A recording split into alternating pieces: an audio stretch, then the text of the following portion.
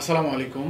Land টিভির নিয়মিত আয়োজনে আপনাদের সাথে আমি আছি আল মানসুর মোহিত। প্রিয় দর্শক, আমরা সকলেই জানি যে আমরা সমসাময়িক রাজনীতি, অর্থনীতি এবং আন্তর্জাতিক নানান বিষয়াদি সংক্রান্ত বিষয় নিয়ে আপনাদের সামনে আলোচনা করে থাকি। তারই ধারাবাহিকতায় আজকে আমরা উপস্থিত হয়েছি আগামী জাতীয় সংসদ নির্বাচনকে ঘিরে তরুণ প্রজন্মের চিন্তাধারা অথবা তরুণ প্রজন্মের রাজনীতিবিদদের চিন্তাধারা বিষয়াদি নিয়ে আমরা আমাদের ল্যান্ড টিভি স্টুডিওতে আজকে অতিথি হিসেবে আমরা আমন্ত্রণ করেছি বাংলাদেশ জাতীয় ছাত্র সমাজ ঢাকা বিশ্ববিদ্যালয়ের আহ্বায়ক মোহাম্মদ আসিফুজ্জামান ভাইকে। তো দর্শক, আমরা আর কথা না বাড়িয়ে মূল আলোচনায় চলে যাই। আমরা লক্ষ্য করেছি যে 24-এর পূর্বের যে একটা পরিস্থিতি ছিল, তার পরবর্তীতে আমরা দেখছি যে 24-এর পরবর্তী সময়ে যে রাজনীতির একটা থমথমে পরিবেশ, সেই জায়গা থেকে তরুণ প্রজন্মের রাজনীতিবিদ হিসেবে আপনার কাছে কেমন অনুভূতিটা হয়? আমার কাছে মনে হয় 24 আসলে এমন একটি ব্যাপার ছিল যেটি বাংলাদেশের যে একটি বিরাট গোষ্ঠী, একটি বিরাট শিক্ষার্থী গোষ্ঠী যারা রাজনীতি বিমুখ ছিল, যার মূলত কারণ ছিল বিগত যে ফ্যাসিস্ট সরকার ছিল তাদের যে ছাত্র সংগঠন বাংলাদেশ ছাত্রলীগ, তাদের যে একটি জমিদারিত্বের মতো যে একটি রাজনৈতিক চর্চা, সেই চর্চার জন্য কিন্তু বা সেই অপচর্চার জন্য কিন্তু একটি গুরুত্বপূর্ণ বা একটি খুবই ভালো শিক্ষার্থী সমাজ রাজনীতি বিমুখ ছিল। সেই জায়গায় 24 বাংলাদেশের প্রত্যেকটা মানুষকে যেমন নতুন করে বাঁচতে শিখিয়েছে, একইভাবে 24 কিন্তু এই শিক্ষার্থীদেরকে আবার রাজনীতিতে ফিরতেও অনুপ্রাণিত করেছে। সেই জায়গা থেকে বর্তমানে ঢাকা বিশ্ববিদ্যালয় বলি বা দেশের যে কোনো বিশ্ববিদ্যালয় বলি, আমরা দেখতে পাচ্ছি যে এখন শিক্ষার্থীরা তারা মনস্তাত্ত্বিকভাবে আগে থেকে রাজনীতির সাথে বেশি নিজেদের সংযোগ স্থাপন করেছে। কেউ হয়তো মাঠ পর্যায়ে রাজনীতি করছেন, কেউ হয়তো তাদের বুদ্ধিবৃত্তিক চর্চা করছেন, এবং এটাও কিন্তু একটি ভালো দিক যে বর্তমানে শিক্ষার্থীরা আজকে দেখেন, আপনি বাংলাদেশে একটি নতুন যে কোনো অধ্যাদেশ জারি হবে, যে কোনো একটি নতুন পলিসি বানানো হবে, আমাদের শিক্ষার্থীরা কিন্তু তার সমালোচনা করছে, তা নিয়ে আলোচনা করছে, এবং এটাই কিন্তু সবচেয়ে বড় সাফল্য একটি দেশের, যে তার শিক্ষার্থীরা জানে, তার শিক্ষার্থীরা এতটুকু তথ্য আছে যে দেশে কি চলছে। তো আমি মনে করি আসলে 24 পরবর্তী এই সময়টা আমার মতো প্রত্যেকটা শিক্ষার্থী যারা সুষ্ঠু শিক্ষার্থী বান্ধব রাজনীতি চেয়েছিল বা দেশের জন্য একটি ভালো রাজনীতি চেয়েছিল, তাদের জন্য অনেক বড় একটি সুযোগ। ভাই, এখানে একটা প্রশ্ন যে আমরা 24 পরবর্তী সময়ে যে আপনার ক্যাম্পাস ভিত্তিক রাজনীতিক যে আধিপত্য, মানে 24 পূর্বের যে রাজনীতি, ক্যাম্পাস ভিত্তিক যে আধিপত্যের একটা রাজনীতি ছিল, সেই জায়গা থেকে এখন কি তার মানে কোনো ধরনের কোনো আশঙ্কা আপনি একজন রাজনীতিবিদ হিসেবে লক্ষ্য করছেন কিনা এখনকার রাজনীতি প্রেক্ষাপট অনুপাতে? আচ্ছা, আমি এই প্রশ্নটাকে আসলে একটু ভিন্নভাবে দেখি। মূলত বিশ্ববিদ্যালয় কেন্দ্রিক যেই শিক্ষার্থী বান্ধব রাজনীতি বা শিক্ষার্থী রাজনীতি বা ছাত্র রাজনীতি আমরা যেটাকে বলি, আমি মনে করি বাংলাদেশ এখন গণতন্ত্রের যেই পর্যায়ে আছে, এই পর্যায়ে প্রত্যেকটি ছাত্ররই বা শিক্ষার্থীরই সরাসরিভাবে রাজনীতি না করুক, রাজনীতিতে কি হচ্ছে এই ব্যাপারে সচেতন থাকা অনেক জরুরি। সেই জায়গা থেকেই কিন্তু বিভিন্ন বিশ্ববিদ্যালয়ের শিক্ষার্থীরা তারা কোনো একটা রাজনৈতিক দল যোগদান করে বা কোনো একটা রাজনৈতিক দলের সাথে নিজেদেরকে সম্পৃক্ত করে। আমি যদি যেহেতু আমি ঢাকা বিশ্ববিদ্যালয় এবং অন্যান্য অনেক যে পাবলিক বিশ্ববিদ্যালয়গুলো আছে সেগুলোর সাথে আমাদের কাজ করা হয়, সেগুলোর সাথে আমাদের কথা হয়, তো আসলে একটি বিশেষ গোষ্ঠী আছে যারা পুনরায় ঢাকা বিশ্ববিদ্যালয় বলেন অথবা অন্য যে পাবলিক বিশ্ববিদ্যালয়গুলো আছে সেগুলোতে নিজেদের আধিপত্য ধরার চেষ্টা করছে, সেটা নামে না, সেটা বেনামে। এবং সেই জায়গাতে অন্য যে ছাত্র সংগঠনগুলো আছে তারা চেষ্টা করছে সেই জিনিসটাকে প্রতিহত করতে। তো আমি মনে করি বাংলাদেশ জাতীয় ছাত্র সমাজ, আসলে আপনি যদি দেখেন বাংলাদেশ জাতীয় ছাত্র সমাজের শিক্ষার্থী বান্ধব রাজনীতি বা ছাত্র রাজনীতি যেটাই বলে, এইটা আসলে অন্য গতানুগতিক যে ছাত্র রাজনীতির যে দলগুলো আছে সেগুলো থেকে অনেক আলাদা। কিরকম আলাদা? আমরা আসলে মূলত বুদ্ধিবৃত্তিক চর্চা বা একটি শিক্ষার্থীকে কিভাবে খুব দক্ষ একজন জনশক্তিতে রূপান্তর করা যায় বা একজন দক্ষ নাগরিকে পরিচালনা করা যায়, সেই জিনিসটাতে আমরা বেশি গুরুত্ব দিই। এবং বাংলাদেশ জাতীয় ছাত্র সমাজ আমরা ঘৃণা ভরে প্রত্যাখ্যান করে এই ধরনের সিদ্ধান্ত বা এই ধরনের চর্চাকে, যে শিক্ষার্থী বান্ধব রাজনীতির নামে বিশ্ববিদ্যালয়ের হল দখল বা বিশ্ববিদ্যালয় দখল বা আধিপত্য প্রচারণা করার চেষ্টা যারা করবে তাদেরকে। তো এই জায়গা থেকে আমরা হচ্ছে আমাদের ঢাকা বিশ্ববিদ্যালয়ে আমরা সবসময় আমাদের জোরালো কণ্ঠ রেখেছি বা আমাদের অবস্থান জোরালো রেখেছি যে যে বিশেষ একটি গোষ্ঠী যারা এই চেষ্টাটা করছে বেনামে ঢাকা বিশ্ববিদ্যালয়ের হলগুলোকে আবার আধিপত্যে আনা সাধারণ শিক্ষার্থীর নামে, সেই জিনিসটাকে প্রতিহত করতে। এবং যদি হচ্ছে এই মুহূর্তে ঢাকা বিশ্ববিদ্যালয় বা হচ্ছে অন্য পাবলিক বিশ্ববিদ্যালয়ের যেই হচ্ছে শিক্ষার্থীরা আছেন তারা যদি নিজের জায়গা থেকে হচ্ছে এখনই রুখে না দাঁড়ান, তাহলে আমি মনে করি এই গোষ্ঠীটা একটা নির্দিষ্ট সময় পরে গিয়ে হয়তো হচ্ছে আবার সেই ছাত্রলীগের যেই সংস্কৃতি ছিল হল দখলের, সেটা আসলে হচ্ছে সাধারণ শিক্ষার্থী নামে নিয়ে আসে। সাধারণ শিক্ষার্থীদেরই আসলে হচ্ছে এখন এই সিদ্ধান্ত নিতে হবে যে হচ্ছে তারা কি যে কোনো গোষ্ঠীকেই তাদের সাধারণ শিক্ষার্থী নামে রাজনীতি করার সুযোগ দিবেন কিনা। জাতীয় রাজনীতি ইস্যুটা যদি আমরা একটু দেখি, যে বর্তমানে যে অন্তর্বর্তীকালীন সরকার গঠন হয়েছে, তো এই অন্তর্বর্তীকালীন সরকারের দুইজন উপদেষ্টা ছাত্র প্রতিনিধি হিসেবে তারা হচ্ছে উপদেষ্টা পদে বর্তমানে আছে। বড় দুইটা মানে মন্ত্রণালয় অথবা বেশ কয়েকটা মন্ত্রণালয়ের দায়িত্ব তারা পালন করছে।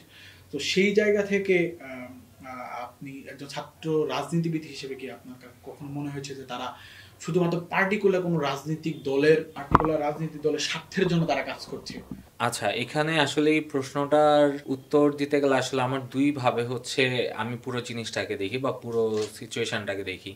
প্রথমত হচ্ছে আসিফ ভাই বা মাহফুজ ভাই, তারা আমার বিশ্ববিদ্যালয়ের হচ্ছে সিনিয়র ভাই, তাদেরকে হচ্ছে আমি সেই সম্মানের চোখে দেখি। এবং সত্যি বলতে এটা আমাদের ঢাকা বিশ্ববিদ্যালয়ের জন্য একটি গর্বের ব্যাপার ছিল, বা আমি মনে করি পুরো ছাত্র যে হচ্ছে সমাজ আছে বাংলাদেশের, অর্থাৎ পুরো যত শিক্ষার্থী আছে বাংলাদেশের, তাদের সবার জন্য এটা একটি গর্বের বিষয় ছিল যে হচ্ছে শিক্ষার্থীদের থেকে কয়েকজন হচ্ছে উপদেষ্টা হয়েছেন।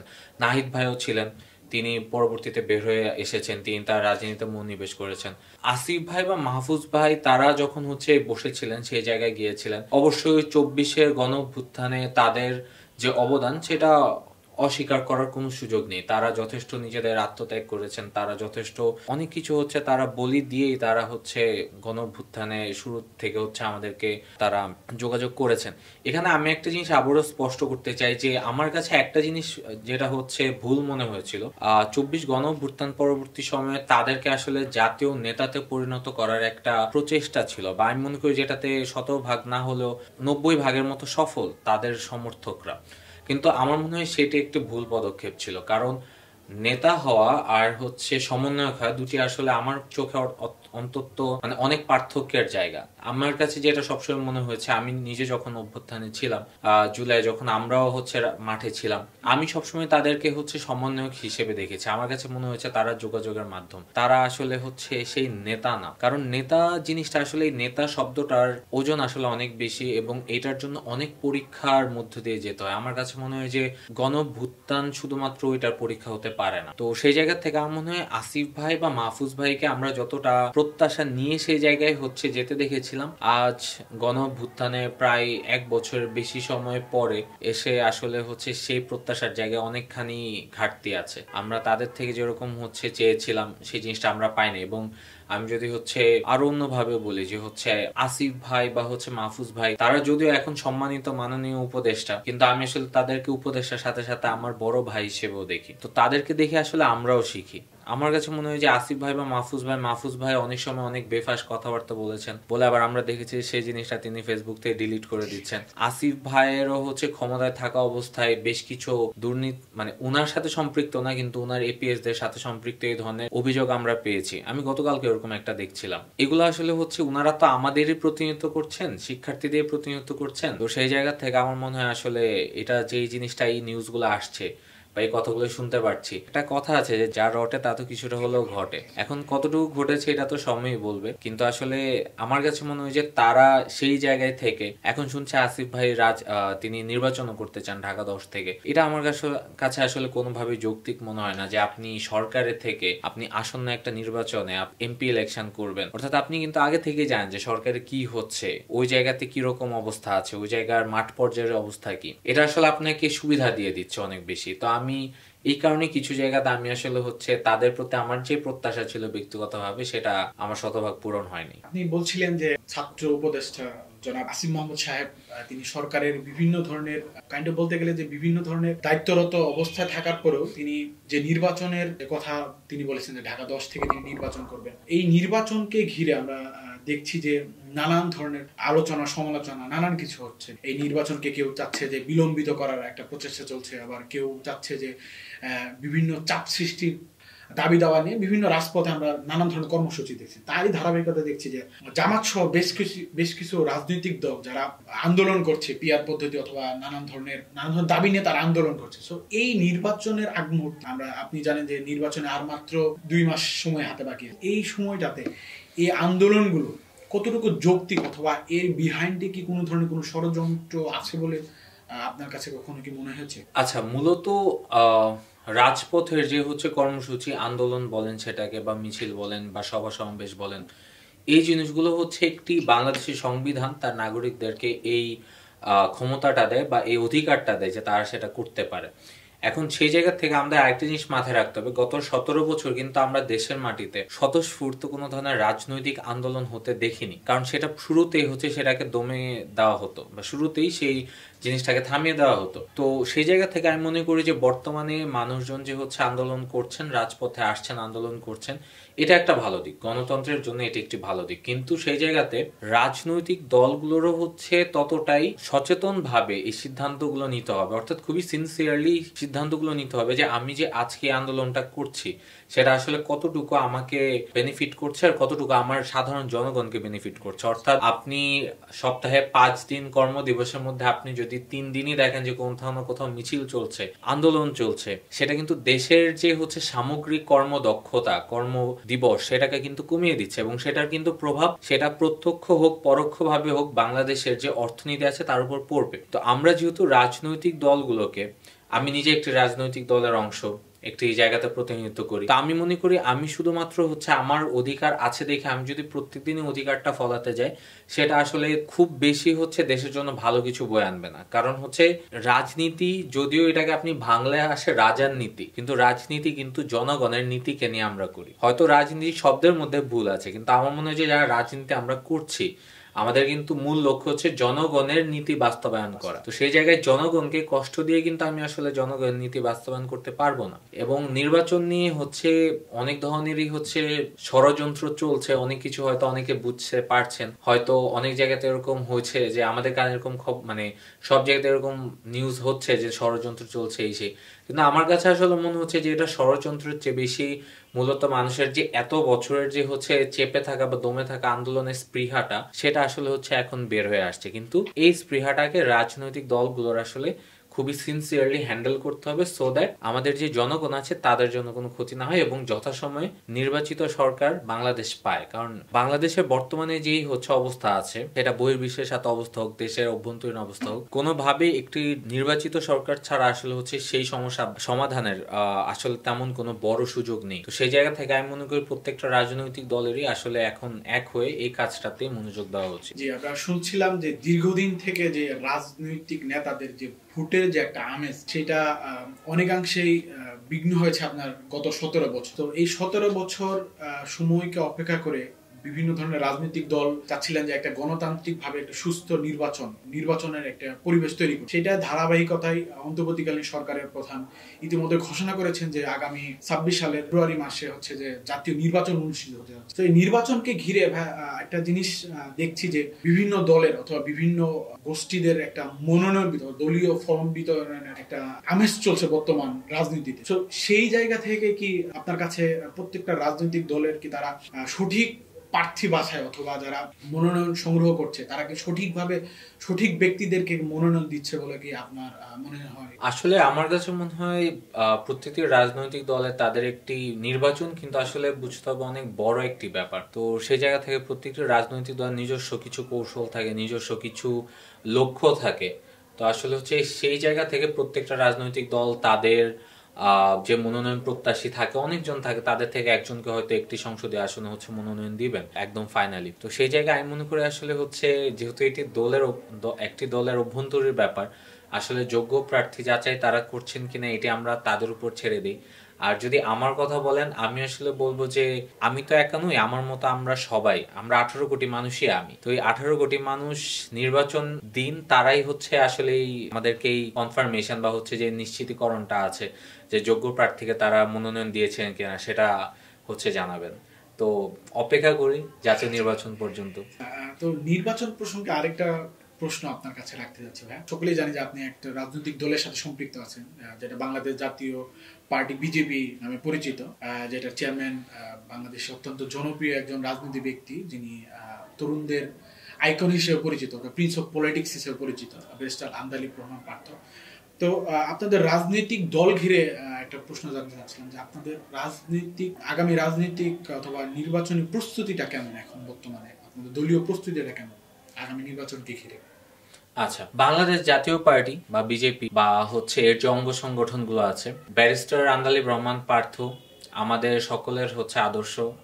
এখানে আমি একটা ছোট শুধু হচ্ছে ঘটনা হচ্ছে আর কি শেয়ার করতে চাই সবার সাথে। সেটা হচ্ছে আমি কেন হচ্ছে বাংলাদেশ জাতীয় পার্টি বা বাংলাদেশ জাতীয় ছাত্র সমাজের রাজনীতিতে আসলাম।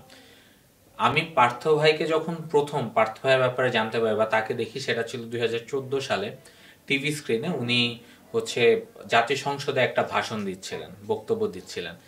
তো আমি তখন উনাকে দেখে, তখন আমিও ছোট, আমি তখন স্কুলে। তো আমি হচ্ছে চিন্তা করলাম, প্রথম আমার মাথায় এরকম চিন্তা আসলো যে বাংলাদেশের রাজনীতিতে, জাতীয় রাজনীতিতে এরকম একজন আছে যে এত স্মার্ট, এত ভালো ইংলিশ বলেন বা এত সুন্দর শব্দ চয়ন। কারণ আপনারা যদি এখনো 14 সালে সেই হচ্ছে ভাষণগুলো দেখেন, বক্তব্য দেখেন ব্যারিস্টার আন্দালিব রহমান পার্থ ভাইয়ের, তিনি তখন কিন্তু আরো তরুণ ছিলেন।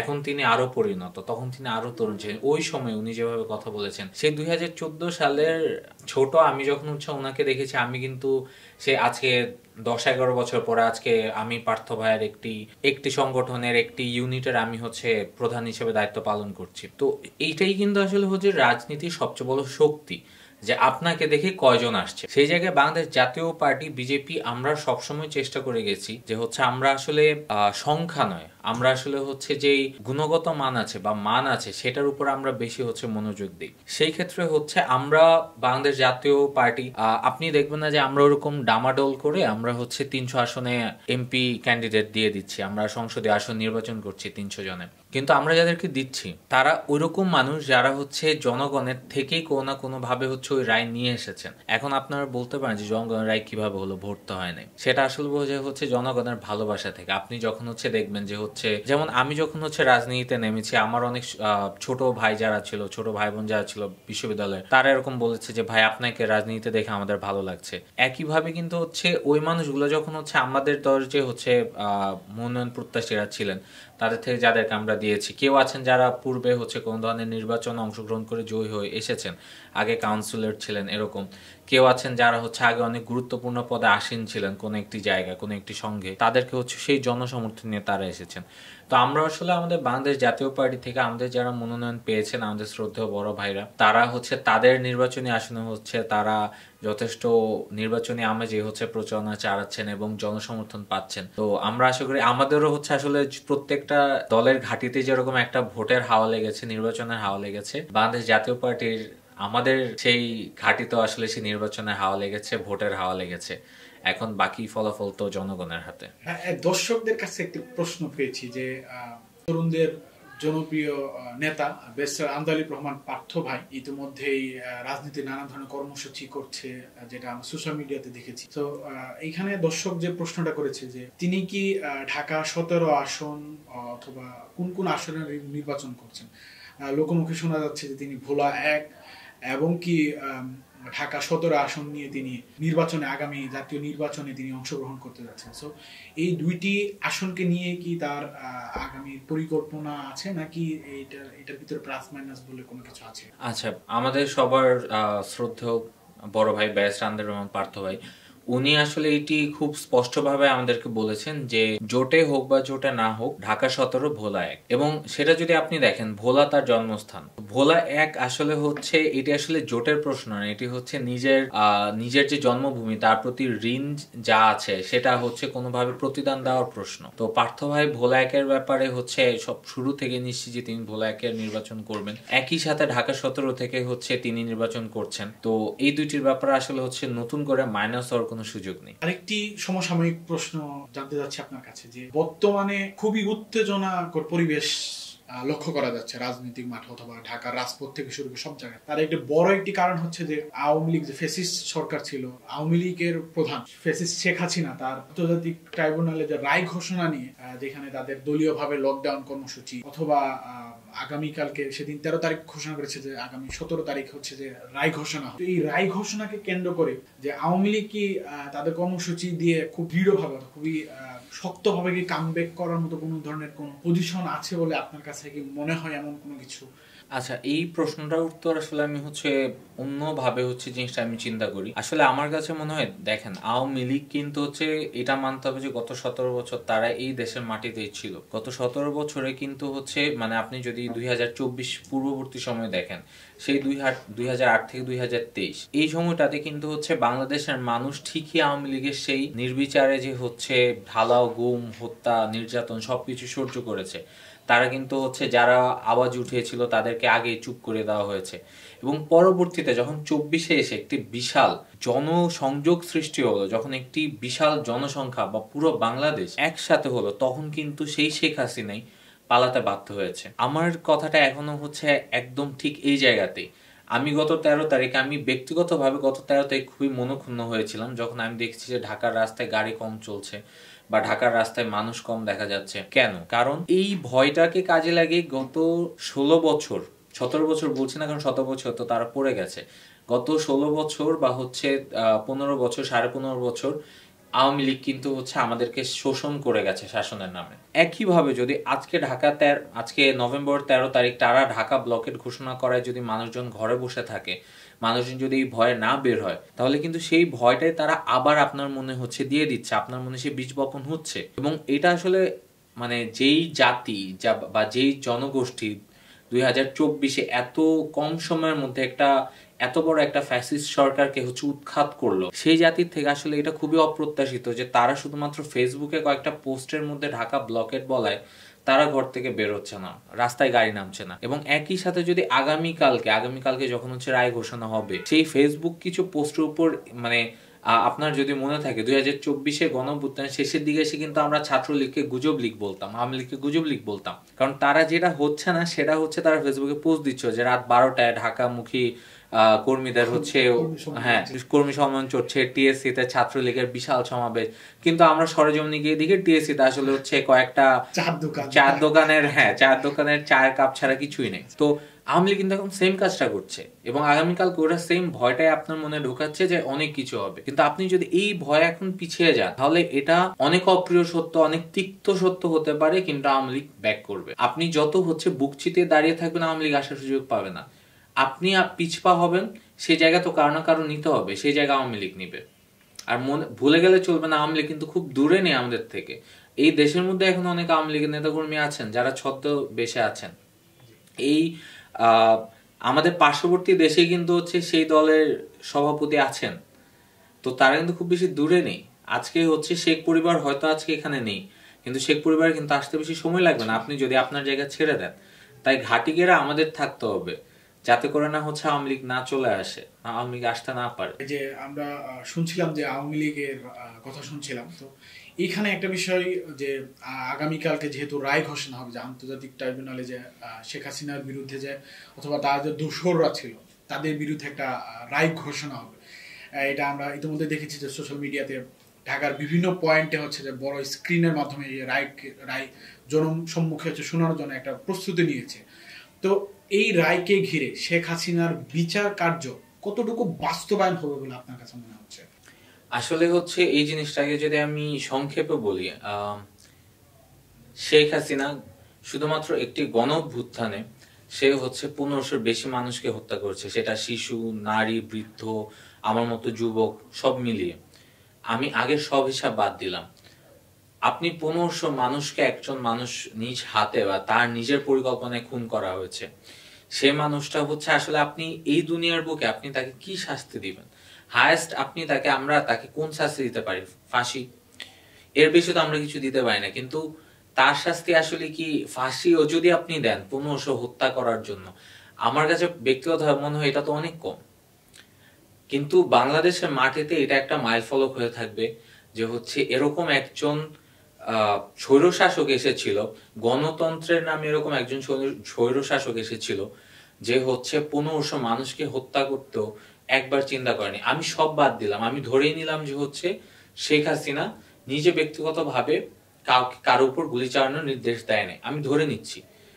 কিন্তু এরপরও সে দেশে প্রধানমন্ত্রী ছিলেন, তিনি ছিলেন দেশের প্রধানমন্ত্রী, অর্থাৎ নির্বাহী বিভাগের প্রধান তিনি।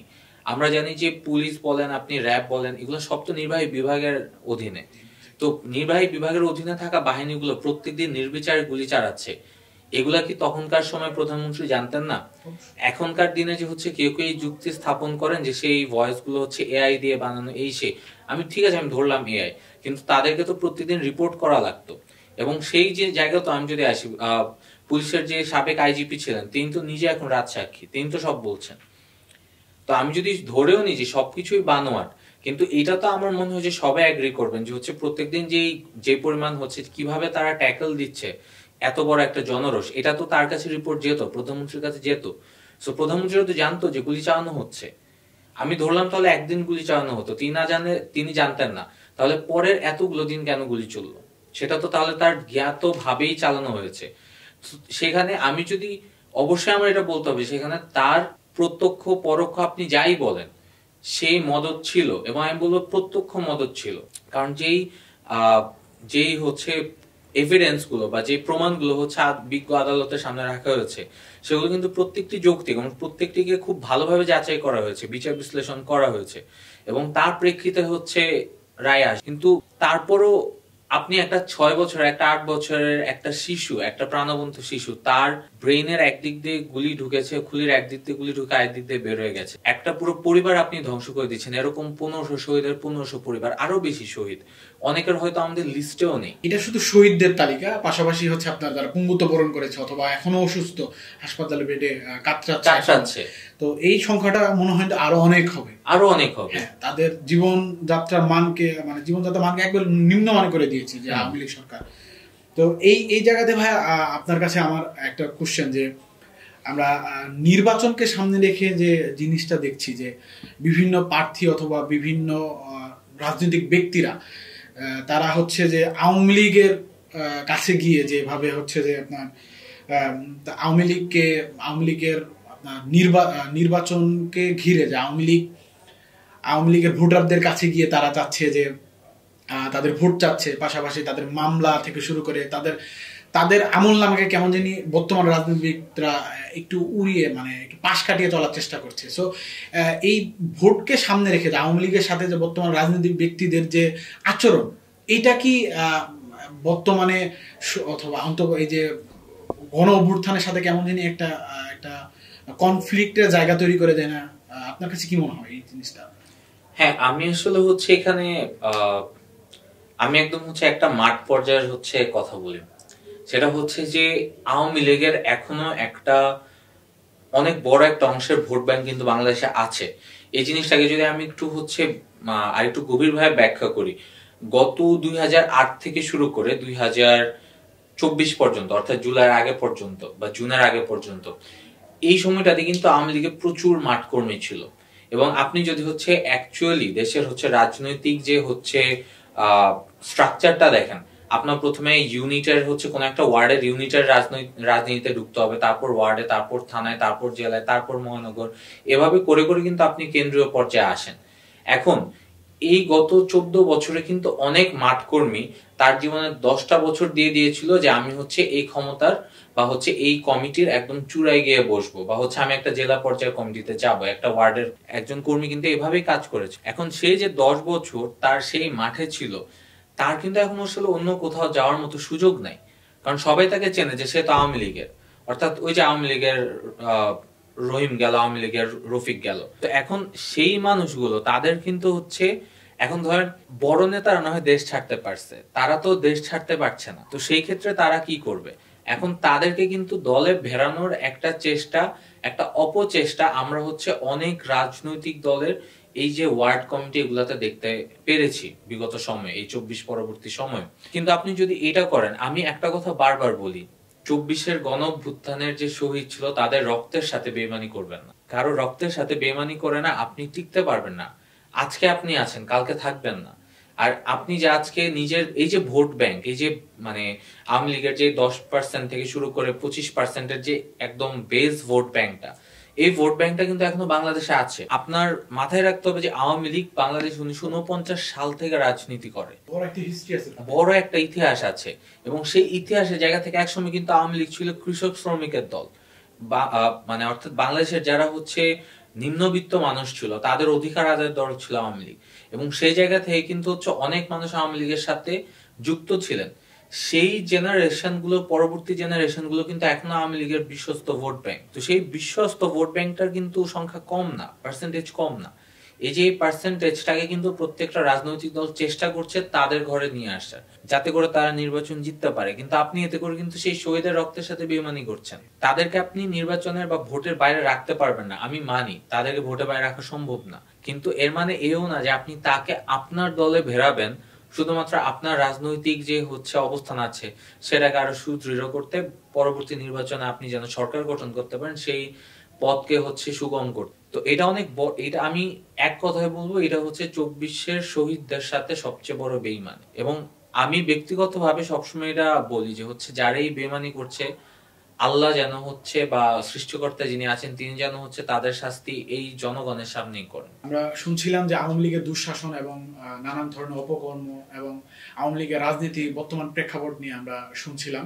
তো তার কাছে আমার যে বিষয়টা, আমার ব্যক্তিগতভাবে জানার যে ইচ্ছাটা, সেটা হচ্ছে যে 24 পরবর্তী সময় আমরা দেখছি যে বাংলাদেশ একটি গণতন্ত্রের স্বাদ পেয়েছে 24 পরবর্তী সময়।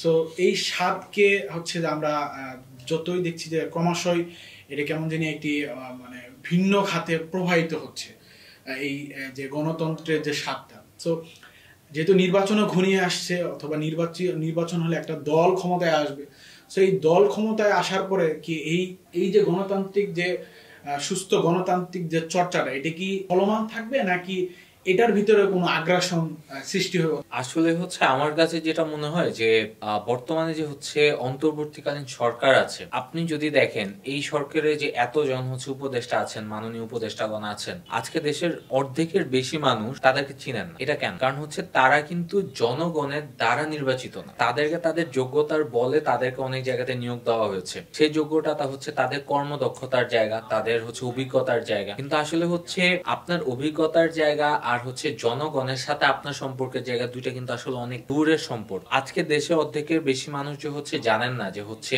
আমি যদি আপনাকে হুট করে জিজ্ঞেস করি যে ওই উপদেষ্টা কোন, ওই মন্ত্রণালয়ের দায়িত্বে কোন উপদেষ্টা আছেন, একজন মানুষ অ্যাটলিস্ট আমার মনে হয় যে সে আগে 2 মিনিট ভাববে যে কে আছে, মনে করার চেষ্টা করবে। আমার কাছে মনে হয় যে একটা দেশের সরকার যখন এতটা জনবিচ্ছিন্ন হয়, তখন আসলে সেই অন্তর্বর্তীকালীন সরকার না যতই চেষ্টা করুক একটা আইন নিয়ে আসার, একটা ভালো অবস্থানের দিকে যাওয়ার, কিন্তু জনগণ তো ওইটা নিতে পারছে না। কারণ জনগণ তো আপনার সাথে সম্পৃক্ত না, আপনার সাথে সেই সংযোগটা তাদের নেই। অন্তর্বর্তীকালীন সরকার কিন্তু হচ্ছে আমাদেরই অনেক আশা নিয়ে তারা ওই জায়গায় বসেছে, আমরা অনেক আশা নিয়ে তাদেরকে ওই জায়গাতে এনেছি। কিন্তু আজকে 1 বছর উপর বেশি সময় হয়ে গেছে যে দেশের নিরাপত্তা বলেন, ল অ্যান্ড জাস্টিস বলেন, কোনো কিছুই জায়গা মতো নেই। অনেক চেষ্টা চলছে, আমরা বারবার শুধু আশার বাণী শুনছি, কিন্তু আসলে ওইটার পুরোপুরি প্রতিফলন আমরা দেখতে পাচ্ছি না। এখন এরই সুযোগ নিচ্ছে, একই সাথে এর সুযোগ নিচ্ছে যে প্রত্যেকটা রাজনৈতিক দলের যে কিছু বিদ্রোহী প্রার্থী বলবো এই সেন্সে, আসলে নির্বাচনের ক্ষেত্রে না, বিদ্রোহী প্রার্থী বলবো এই সেন্সে যে কমিটিতে যাদেরকে রাখতে পারেনি, হতে পারে সেটা ওয়ার্ড কমিটি, জেলা কমিটি, যে কোনো কমিটি, মহানগর কমিটি,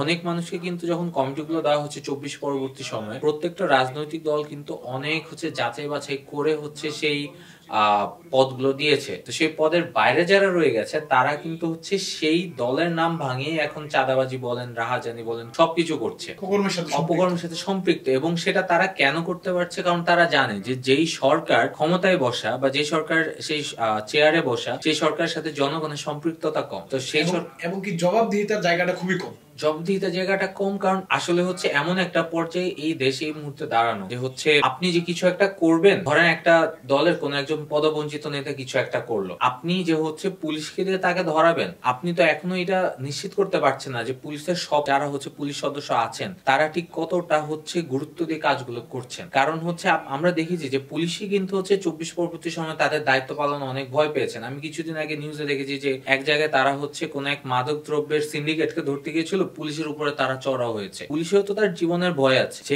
যখন কিছু একটা করতে যাচ্ছে সে দেখতে পাচ্ছে যে সরকার তাকে সেই ব্যাকআপটা দিতে পারছে না, তো সেও কিন্তু জীবনের ভয়ে অনেক জায়গায় সে দেখে অনেক কিছু করতে পারছে না। আমি খুব সহজে বলে দিতে পারি এটা তাদের দায়িত্ব অবহেলা, কিন্তু আমার এটাও মাথায় রাখতে হবে দায়িত্ব অবহেলা তখনই আসে যখন সে জানে যে সে যদি আজকে এই ঝুঁকিটা নেয়, এই ঝুঁকিটা নেওয়ার জন্য যে সরকার ক্ষমতায় আসেন সে তাকে ঠিক মতো ব্যাকআপ দিতে পারবে না, তাকে ঠিক মতো সেই নিরাপত্তা দিতে পারবে। প্রশ্নটা কিন্তু আসলে অনেক গভীর। আমি শুধু চাইলেই বলতে পারি না, যে বলতে পারি আসলে যে হচ্ছে পুলিশ এটা করে না, পুলিশ ওটা করে না, কিন্তু আমি যদি গভীরে যাই তখন আমি দেখি যে আসলে সমস্যাটা কোথায়। তো সেই জায়গা থেকে হচ্ছে এই ধরনের ল এন্ড জাস্টিস অর্ডারে নেই, সেখানে এই ধরনের কাজ চলছে। আপনি দেখেন নেপালে কিছুদিন আগে সরকার পতন হয়েছে, কিন্তু নেপালে ল এন্ড জাস্টিস কিন্তু ঠিক জায়গায় আছে। কেন? কারণ নেপালের জনগণ তাদের যে সরকার আছে সেই সরকারের সাথে একাত্মতা প্রকাশ করেছে। তারা বলছে যে ঠিক আছে আমরা এভাবেই কাজ করব, আমরা সরকারের সাথে 3 মাসের মধ্যে তারা নির্বাচন দিচ্ছে। সেখানে আমাদের বাংলাদেশে আজকে হচ্ছে 1-1.5 বছর হয়ে যাচ্ছে, আমাদের কিন্তু এখনো নির্বাচন আমরা দিতে পারিনি। সেই জায়গাতে আসলে হচ্ছে যদি এই ল এন্ড জাস্টিসের যদি এই অবস্থা থাকে, তাহলে আমার মনে হয় নির্বাচন যখন আপনি দিবেন, দেওয়ার আগে আসলে হচ্ছে আরো অনেক অপ্রীতিকর অবস্থায় পড়তে হবে। 24-এর সময় যে হচ্ছে এই যে নতুন যে সচেতন নাগরিক গোষ্ঠীটা এসেছে, আমার মনে হয় এই গোষ্ঠীটার বুকে এখন যে সাহস আছে, আমার বুকে এখন যে সাহস আছে, আমি যদি দেখি যে হচ্ছে আবার পরবর্তীতে নির্বাচিত একটা সরকার এসে স্বৈরশাসক হওয়ার চেষ্টা করছে, আমি কিন্তু আবার রাস্তায় না, আমি আবার শাহবাগে গিয়ে দাঁড়াবো, আমি আবার রাজুতে গিয়ে দাঁড়াবো। এবং এইটাই আমার মনে হয় প্রত্যেকটা আসন্ন প্রত্যেকটা সরকারের জন্য সবচেয়ে বড় হুমকি, যে হচ্ছে এখন আর আগের মতো না ওই যে মামা বাড়ির আবদার বা আমারই সব, সেটা করার সুযোগ নেই। অনুষ্ঠান একেবারে শেষ প্রান্তে, তো আমরা একটি লাস্ট প্রশ্ন নিয়ে হচ্ছে আমরা অনুষ্ঠানের সমাপ্তি ঘোষণা করব। আমরা ইতিমধ্যে দেখেছি যে জুলাই সনদ নিয়ে সরকার অথবা রাজনৈতিক দলের ভিতরে কেমন জানি একটা খরা-উতরা একটা ঘটনা দেখছি আমরা। কিছু রাজনৈতিক দল স্বাক্ষর করছে, আবার কিছু কিছু রাজনৈতিক দল আবার সেই স্বাক্ষরে অংশগ্রহণ করেনি। তো এই জুলাই যে আপনার সনদটা, এটা গ্রেজেট আকারে আনুষ্ঠানিকভাবে প্রকাশ হয়েছে। তো এই গ্রেজেটের ভিতরে আইনি কতটুকু ভিত্তি পেতে যাচ্ছে, এটা একটা বড় প্রশ্ন এসেছে সবার মনে। এটা একটা আরেকটা বিষয় হচ্ছে যে